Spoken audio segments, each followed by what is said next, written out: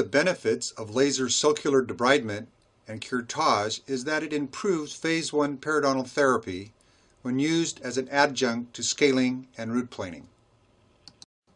Initially, one must perform full periodontal probing in order to establish periodontal case type, and then by utilizing probing depths, set the fiber length to the maximum pocket depth for the tooth to be treated. One must take care not to strip more than 7 to 8 millimeters of the plastic sheath from the fiber, because the longer it is, the greater the probability of it breaking off below the gum line. The laser sulcular debridement phase is performed in the pulse mode setting, and it is not necessary to initiate the tip of the fiber for sulcular decontamination.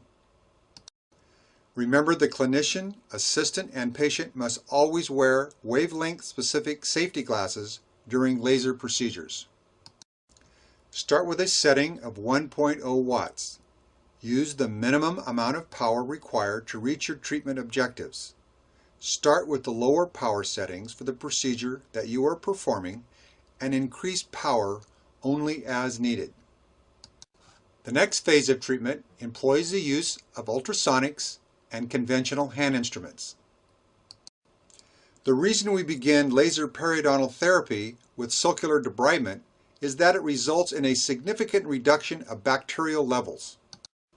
This benefits the clinician and the patient by lowering sepsis levels in the aerosol given off by the spray of the ultrasonic instruments. This bactericidal effect helps reduce inflammation and supports healing within the periodontal pockets when used in combination with traditional periodontal therapy. Hand instruments are now employed to refine the sub-gingival surfaces of the tooth. The next step that we will demonstrate in laser periodontal therapy is laser curetage.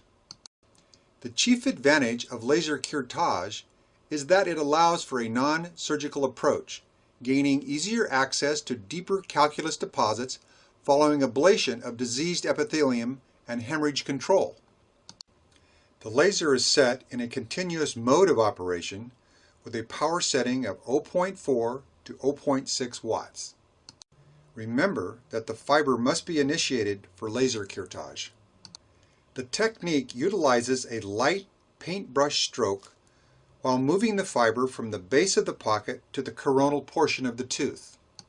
Make sure you are aiming the laser fiber toward the lining of the epithelium and not the root surface, as this technique will remove some of the diseased epithelium.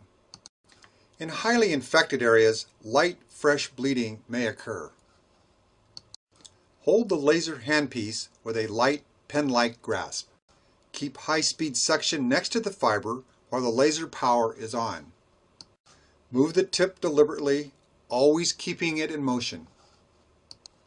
Laser curetage can take anywhere between 30 seconds to more than a minute in order to cover the entire circumference of each tooth. The amount of time that it actually takes per tooth depends on the depth of the pocket and where the pockets are located. Interproximal areas will take longer than facial or lingual surfaces. Lower anterior teeth will take less time.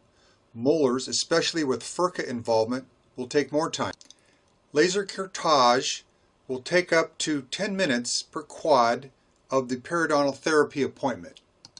It will take 30 to 45 minutes if one is doing the entire mouth at one appointment.